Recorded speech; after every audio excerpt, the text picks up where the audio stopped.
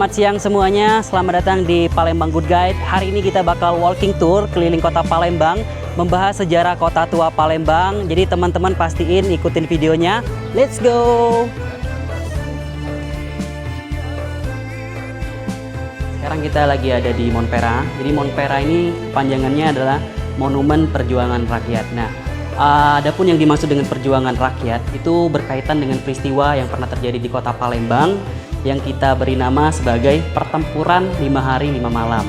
Pertempuran ini antara prajurit Palembang atau Indonesia secara keseluruhan melawan prajurit Belanda pada tanggal 1 Januari 1947 sampai 5 Januari 1947.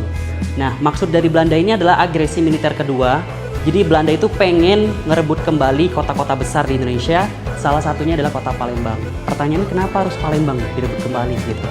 Jadi di Palembang ini kita dulu punya 2 perusahaan kilang minyak terbesar yang ada di Indonesia pada waktu itu, yang kita kenal sekarang dengan Pertamina. Jadi dulu kita punya 2 tuh, satu di Pelaju, satunya lagi di Sungai Gerong. Jadi itu jadi alasan Belanda untuk merebut kembali kota Palembang.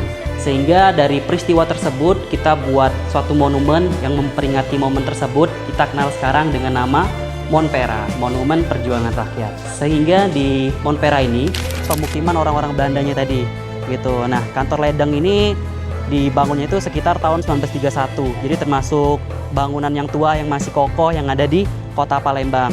Teman-teman kalau lihat di foto ini ada satu kapal untuk penyeberangan dari seberang ilir ke seberang ulu menggunakan kapal ini.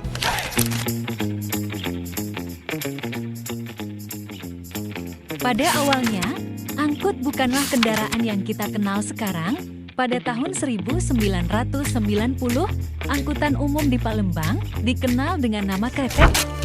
Oke teman-teman, kali ini kita berada di BKB, Benteng Kuto Besa. Nah, ini yang sedikit perlu diluruskan. Sebenarnya BKB ini adalah keraton dulunya di masa Kesultanan. Jadi mereka di masa Kesultanan menyebutnya adalah Keraton Kuto Besa.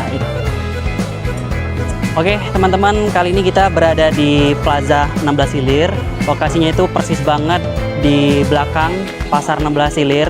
Nah, kalau teman-teman lihat di sini, ini langsung di pelataran Sungai Musi ya. Jadi memang sejarah Palembang ini berkaitan banget atau berkaitan erat dengan perdagangan. Yang mana pusat perdagangan kita itu lokasinya ada di pinggiran sungai, terutama di Pasar 16 Ilir ini.